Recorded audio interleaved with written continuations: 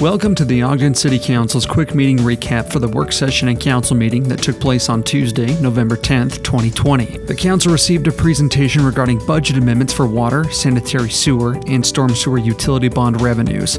The amendment for $66,325,425 is a result of the council's approval of bond parameters and the finalization of refunding and issuing new utility bonds on July 29th, 2020. The council received an update on information it had previously requested from the Planning Commission regarding a submitted petition to amend the definition of a linear block to allow additional drinking establishments. For the purposes of drinking establishments, the proposed amendment would change the definition of a linear block to include only one side of a street rather than both sides. The intent of the amendment is to allow additional drinking establishments within the downtown area, particularly on 25th Street. The Planning Commission has recommended denial of the petition. The council gave direction to develop a proposal for consideration. City staff will draft ordinance language and present it to the council in the coming weeks. The council received a presentation from the planning department regarding a petition for an honorary street name designation for Bingham Fort Lane on 2nd Street from North Century Drive to Wall Avenue to reflect the location where Bingham Fort was originally situated. The council determined, similar to past practice,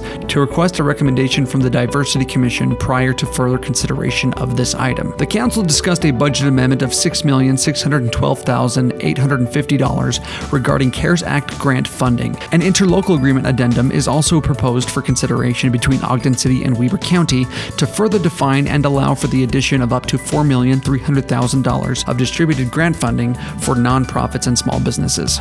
In the council meeting on the common consent agenda, the council approved the reappointments and new appointments to the Christmas Village Committee. After a public hearing, the council approved a capital improvement plan amendment, including a project to continue replacing outdated water meters. The council adopted an ordinance to include low-impact development for stormwater filtration.